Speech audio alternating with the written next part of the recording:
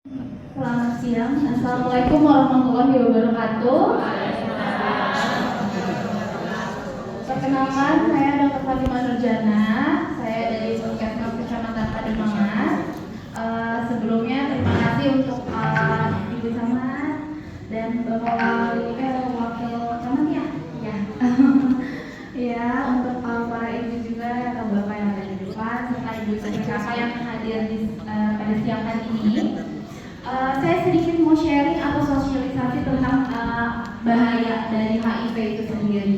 Pasti kan kita semua udah kenal ya apa itu HIV, seremnya gimana, terus akibatnya apa. Cuma ada beberapa pasti yang masih tabu dengarnya, gitu ya. Untuk pertama-tamanya, ada yang tahu nggak HIV itu apa? Virus ya. Biasanya dari mana?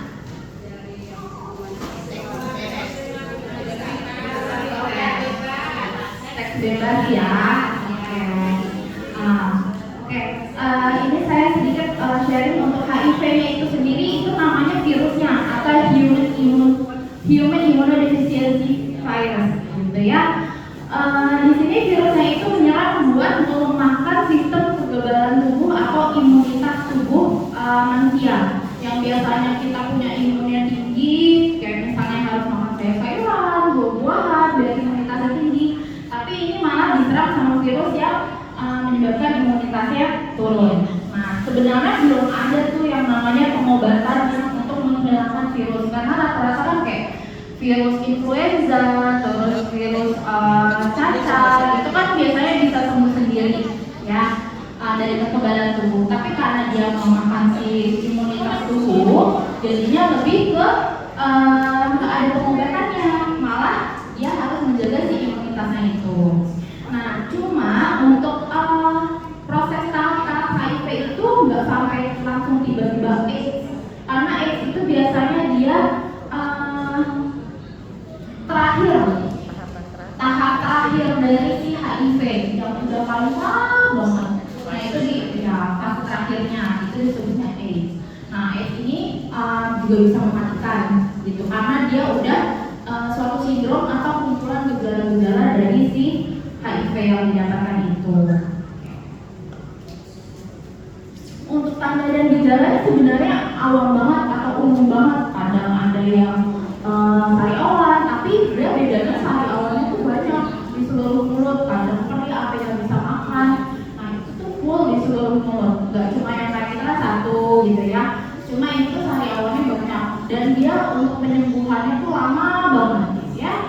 Terus juga ada sakit kepala, gampang capek, radang tenggorokan. Karena rata-rata biasanya dari oral atau dari mulut untuk timbul gejalanya. Karena kan pasti untuk bakteri yang masuk kan awalnya dari mulut dulu, gitu ya. Terus tidak langsung makan dari otot. Nah, ini yang paling sering adanya ruang kemerahan di kulit. Biasanya tuh muncul bintik-bintik kemerahan di seluruh badan. Kadang disertai sama kelenjar getah benihnya membengkak, ada di daerah leher, daerah ketiak, ataupun di daerah bagian paha dalam, gitu. Terus selain itu juga bisa berdarah di malam hari. Itu masih awam ya, karena kan kadang untuk TBC itu kan juga gejalanya juga dari keringat malam hari juga. Gitu. Untuk fase perjalanannya itu dia ada 3 fase. Pertama ada yang disebutnya window period atau periode jendela. Nah, ini biasanya dia belum menimbulkan gejala tuh. Nah, tapi karena dia belum menimbulkan gejala, kan orang-orang nggak tahu kan, tapi dia masih kayak seks bebas, kayak gitu. Terus masih memakai narkoba. Tapi dia ini sangat-sangat infeksius pada fase ini. Dan dia bertahan cukup lama sampai timbul adanya gejala, bisa berbulan-bulan, minimal seenggaknya 3 bulan baru muncul. Bisa sampai misalnya 6 bulan, 5 bulan itu bisa. Kalau untuk tahap 2-nya masuk ke fase atau masa laten. Nah, di sini untuk tesnya itu tes HIV-nya sendiri sudah positif. Udah kelihatan tuh kalau misalnya tes udah bisa dilihat kalau misalnya hasilnya positif. Nah, untuk masa gejala ini biasanya bisa timbul timbul 2 sampai beberapa tahun kemudian, bisa timbul sampai 8 tahun, 10 tahun sampai dia berkembang jadi AIDS. Kalau misalnya dia tidak stop untuk faktor risiko yang bisa menyebabkan HIV atau nilai dari darahnya itu menurun atau imunitasnya makin menurun gitu. Nah untuk proses AIDS sendiri, jadi HIV aja udah kebalannya udah menurun ya, apalagi AIDS itu udah makin turun, makin gedor, dan sedangkan virusnya makin banyak. Jadinya timbul si bakteri-bakteri yang lain kayak misalnya TBC atau pneumonia gitu. Nah itu kebanyakan biasanya kalau untuk HIV AIDS meninggalnya bukan karena HIV-nya, tapi karena penyakit penyerta lainnya gitu. Makanya rata-rata yang orang TBC atau ibu hamil yang lebih rentan ya itu diperiksakan untuk HIV.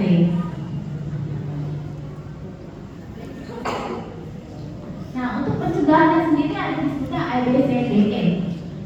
Untuk A-nya itu sendiri abstinence sama awareness. Dilarang melakukan hubungan seksual untuk berganti-ganti pasangan. Apalagi kalau misalnya memang usia yang di bawah umur ya, itu dilarang.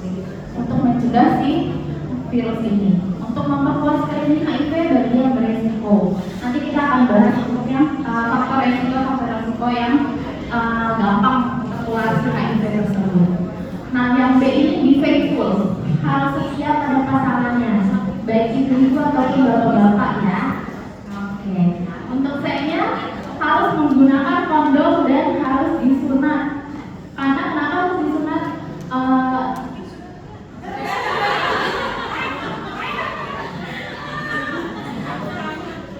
Dari ini ya, bukannya hanya dari segi agama ya, ada kan? Oh Islam tuh harus disunat, sedangkan yang non Islam tidak disunat gak apa-apa. Bukan karena dari itu, tapi lebih dari kesehatannya. Karena kenapa? Karena si prepucium atau kulit yang menutupi si penis, maaf ya, untuk menutupi si penis itu nanti dia bakal banyak kotoran-kotoran yang menempel di situ, atau disebutnya smegma atau lemak-lemak yang nempel di daerah penisnya itu. Makanya itu jadi timbul sarang bakteri.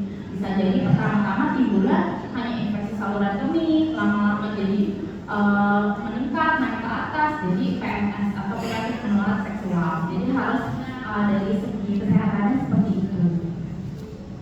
Kalau untuk D-nya no drug dan safe blood steril treatment. Jadi kalau misalnya untuk biasanya kan kalau ibu-ibu di posyandu, di posbindu biasanya kan cek darah. Nah itu hati-hati, harus pakai sarung tangan, terus jarum harus diganti. Hati-hati kalau misalnya memang ibunya terkena setelah jarum suntik orang, misalnya harus cek, terus udah gitu kena, nah itu bisa ke puskesmas buat cek, bisa, tapi nggak bisa langsung cek, paling hanya pelaporan dulu, nanti ceknya secara berkala, ya.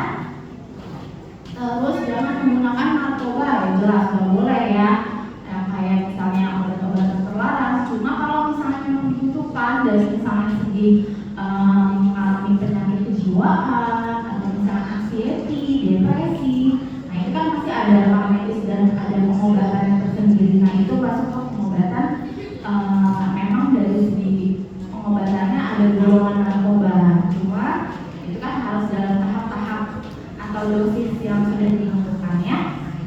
Terus untuk education-nya kita harus edukasi. Jadi nggak boleh itu yang namanya misalnya di dalam RT-nya ada yang kena HIV atau AIDS, dan deket-deket gitu. Nggak boleh kayak gitu ya. Jadi harus dirangkul karena kalau kita deketan pun nggak bakal anak-anak tertular HIV. Jadi benar-benar harus didukung ataupun disemangati gitu ya. Untuk penularan HIV pertama yang jelas dari hubungan seksual, baik maupun dari yang hubungan seksual melalui untuk anal ataupun dari vaginal, ya. Terus juga apalagi kalau misalnya memang dia nggak pakai kondom sama sekali, sedangkan dia ada berganti pasangan ataupun pasangannya juga berganti-ganti yang lain gitu ya. Walaupun misalnya ibu atau bapaknya dia, cuma kan pasangannya harus hati-hati juga. Lalu bisa juga dari transfusi darah atau transplantasi organ. Karena transfusi darah itu kalau misalnya memang nggak boleh sembarangan ya, ada beberapa proses penanganan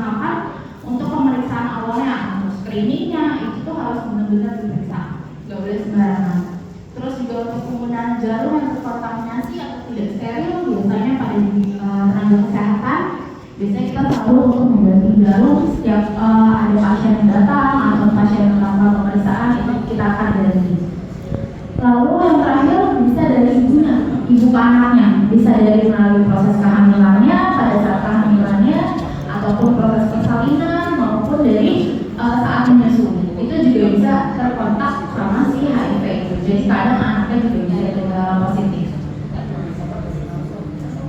Kalau untuk ini HIV tidak bisa menular. Tadi seperti saya bilang, kayak misalnya bersentuhan, deketan, terus untuk ciuman, itu nggak ada masalahnya. Terus juga bersalaman, terus misalnya satu rumah tuh ada misalnya ada HIV gitu. Nah, untuk alat makannya barengan nggak apa-apa gitu. Ada yang suka takut, mbak bekas ini HIV gitu, nggak apa-apa ya. Terus juga untuk kamar mandinya dalam, kayak sabunnya kan dalam, polanya. Oh iya. Asal jangan ada luka saat ya. Kalau misalnya ada luka kayak misalnya karena itu kan dari kan virusnya bisa masuk ke dalam situ.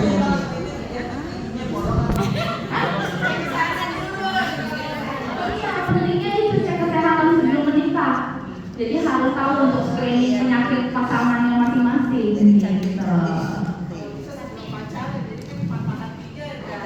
Nggak terlalu dalam ya Bu.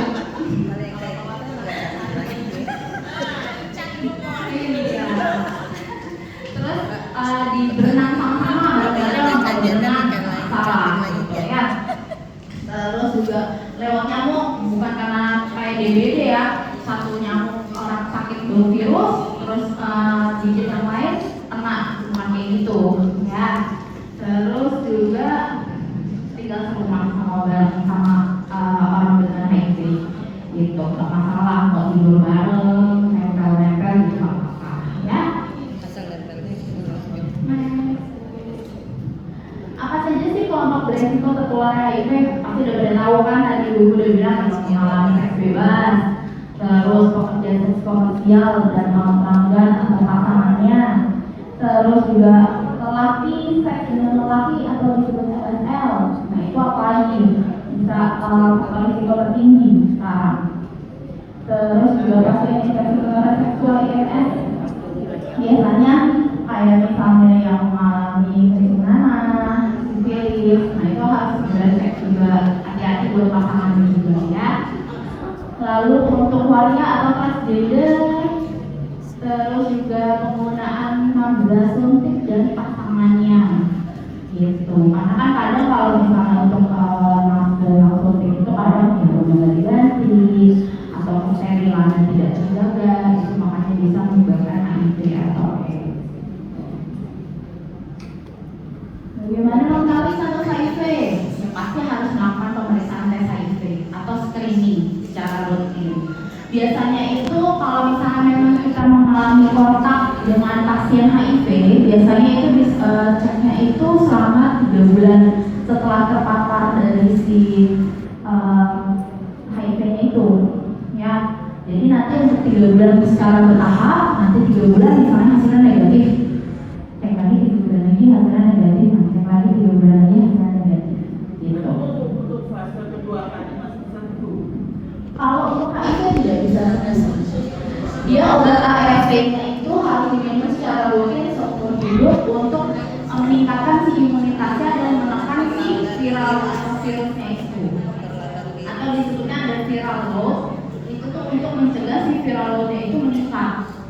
Jadi tetap stabil sehingga imunitasnya tetap terjaga dan tidak ada penyakit yang menyertai si pengguna HIV atau sama jenis yang HIV/AIDS tapi masih. Jadi untuk HIV tidak bisa disembuhkan.